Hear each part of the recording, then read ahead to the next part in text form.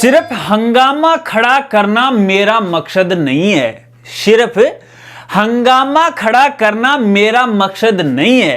सारी कोशिश है कि सूरत बदलनी चाहिए। मेरे दिल में नहीं तो तेरे दिल में सही हो कहीं आग, लेकिन आग जलनी चाहिए। और एक आग मेरे उन भोले भाले बेरोजगार युवा साथी के दिलों में जल रही है जो फिलहाल आरपीएससी सेकंड ग्रेड भर्ती 2024 का फॉर्म भर चुके हैं या फिर भरने जा रहे हैं या फिर फिलहाल भर रहे हैं कि भैया हमारा फॉर्म की फीस ही नहीं कटी, आवेदन शुल्क ही नहीं जमा हुआ, फॉर्म तो हमने सबमिट कर दिया, तो क्या हमारा फॉर्म है बगैर फीस के फाइनल सबमिट हुआ है या नहीं हुआ है।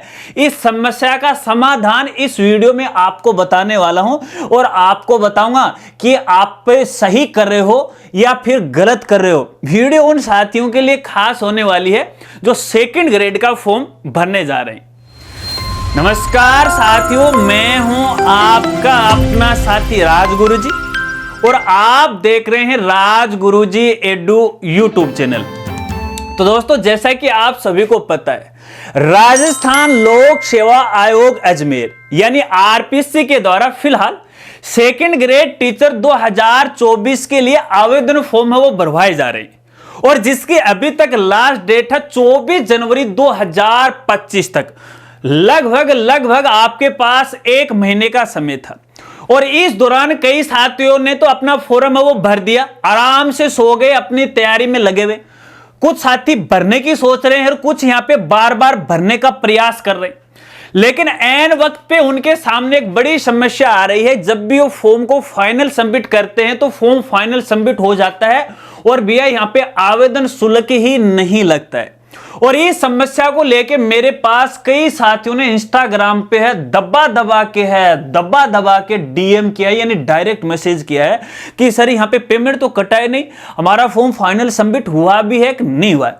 तो साथियों, आप सबको बताना चाहूंगा, देखिए फिलहाल यदि आप अपना फॉर्म सबमिट कर रहे हो और फीस का चालान नहीं बन रहा है और आपका फॉर्म फाइनल सबमिट हो जाता है तो आपको घबराने की आवश्यकता नहीं, चिंता करने की आवश्यकता नहीं है, क्योंकि आपकी आवेदन शुल्क है वो जमा हो चुकी है। कैसे, इसको समझिएगा।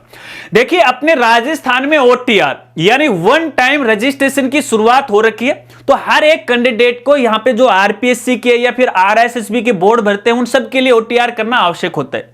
और ओटीआर के लिए जो भी अपनी कैटेगरी एससी एसटी ओबीसी उसके लिए हमें एक बार ये पेमेंट है वो करना पड़ता है जो 400 या 600 रुपए हो सकता है। तो जब आपने ओटीआर का एक बार पेमेंट कर दिया, उसके बाद भविष्य में चाहो जितनी बार है आप आवेदन फॉर्म बिल्कुल फ्री में भर सकते हो। कहने का मतलब है ओटीआर का यहां पे भुगतान हो चुका है तो बार बार भर्तियों के आवेदन फॉर्म भरने के लिए हमें पेमेंट करने की आवश्यकता नहीं है। जब आपका यहां पे फॉर्म फाइनल सबमिट हो जाता है तो एक बात का आपको खास तौर पे ध्यान रख लेना है, फीस वाला मामला तो आपके ओटीआर में एडजस्ट हो गया, दोबारा फीस देने की आवश्यकता नहीं है। लेकिन जब फॉर्म फाइनल सबमिट हो जाता है और उसके ऊपर अपनी जो फोटो आती है, पहली बात तो यह पता लगाएगा कि आपकी फोटो के ऊपर बार कोड आया कि नहीं है, और इसके साथ साथ डिपार्टमेंट का लोगो आया है कि नहीं है, और इसके साथ साथ एप्लीकेशन नंबर आए है कि नहीं है। अगर ये तीनों चीज आपके फाइनल फॉर्म में आ चुकी हैं तो इसका मतलब है कि आपका जो फॉर्म है वो फाइनल सबमिट हो चुका है और किसी प्रकार की कोई परेशानी आपको भविष्य में नहीं आने वाली है। तो ऐसे में चिंता करने की आवश्यकता नहीं है, क्योंकि ये कांग्रेस सरकार का युवाओं के लिए एक बड़ा तोहफा दिया गया था कि एक बार ओटीआर करो, एक बार पेमेंट करो, लाइफ टाइम इसकी वैलिडिटी बनी रहेगी। अब तक तो थी ये बात, लेकिन भैया फिलहाल इस ओटीआर पे खतरा मंडराने लग गया और मुझे तो ऐसा लग रहा है कि जल्दी यहां पे भजनलाल सरकार है इस पे निर्णय लेने वाली है कि कोई भी कैंडिडेट यदि किसी भी भर्ती का आवेदन फॉर्म भरेगा तो हर आवेदन के लिए अब आपको पहले की तरह शुल्क है वो देना पड़ेगा। क्यों? क्योंकि भैया यहां पे देखिए आरपीसी के द्वारा और आरएसएसबी के द्वारा दोनों ये भर्ती बोर्ड है, तो दोनों ने संबंधित सरकार को है भैया यहां पे प्रस्ताव भेज दिया है कि भैया ओटीआर का शुल्क नहीं, हर एक आवेदन का शुल्क कीजिएगा। तो भैया मैंने पूछा क्यों रे, आपने ऐसा क्यों किया? तो भैया वो बोले कि भैया ओटीआर का एक बार पेमेंट करना पड़ता है ठीक है, और बाद में करने की आवश्यकता नहीं। अब कैंडिडेट क्या करते हैं, नींद से उठते हैं, रजाई से उठते हैं और सीधा फॉर्म भर देते हैं। क्यों? पैसा तो लगना नहीं है।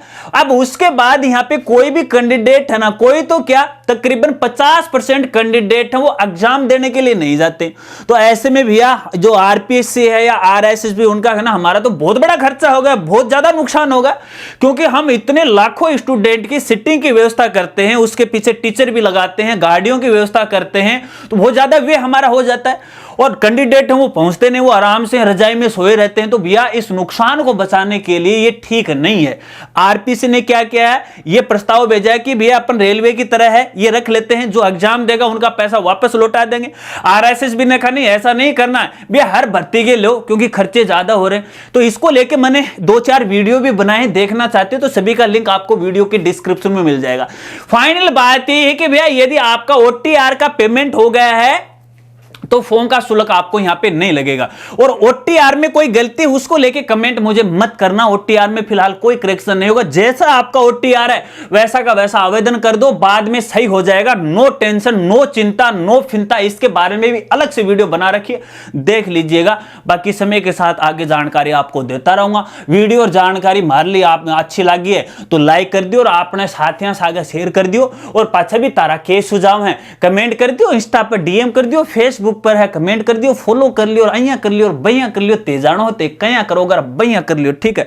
जानकारी अच्छी लगी है तो जरूर है लाइक कीजिएगा। और तो मिलते हैं फ्रेंड्स अगली एक नई वीडियो के साथ, तब तक के लिए जय हिंद, जय भारत।